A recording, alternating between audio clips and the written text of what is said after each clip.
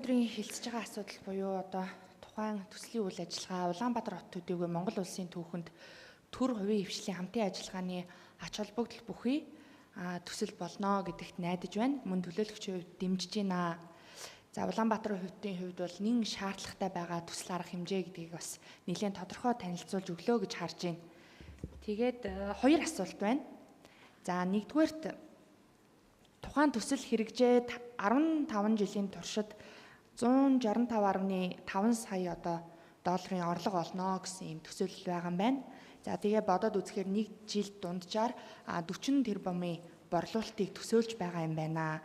Тэгэхээр үүнийгээ дагаад үндсэн өртөг нэмэгдэх үү? За нэмэгдэх тал дээр хувийн хвшлийн талаас уу аль эсвэл нийслэл талаас хаанаас яг эцсийн шийдвэрийг гаргаж өртгийг нэмэх вэ гэж анханасаа тооцоолж байгаа вэ гэдгийг нэгдүгээр тодруулж асуумаар байна.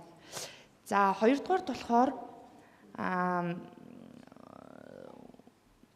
үнийн түншлэл тогтоох уу? 25 жилийн хугацаанд ямар зохицуулалтаар энэ төслийг хэрэгжүүлэхээр тохиролцож байгаа вэ гэдгийг бас мэдээлэл өгөх зүйтэй болов гэж бодож байна. Энэ хоёр зүйл дээр тодорхой хариулт авъя. Энэ зүйл төлөөлөгчийн асуултанд хариулъя. Цэгтэр нэг дууруулагч даваадлаа. За нэг хоёрдугаар асуултыг оюун зүйл төлөөлөгчд нэг юугаар хариулж байна. Нөгөө юун дээр нийт төслийн хөрөнгө оруулалт нь 658 сая $. Гээд бид нар одоо болохоор нөгөө бүрэн шинжилгээ хийнгүүтээ нээлттэй сонгон шалгаруулалт зарлахын тэнгууд хувийн ишлүүд хууль заасны дагуу сонгон шалгаруулалтаараа орж ирнэ. Хувийн ишлүүдтэй бид нар гэрээний хэлцээр явцад тохиролцоод дахиж хууль заасны дагуу дахиж иргэдийн төлөөлөгчдөөр оруулж ирэх ийм процесстэй байгаа. Тэгэхээр ТЭЦ 5 өнөөдөр ингээ 3 дахь орж ирж байгаа. За тэгэхээр энэ дээр яаж тохиролцох вэ гэхээр хөрөнгө оруулалтын өртөг бол нэмэгдэхгүй.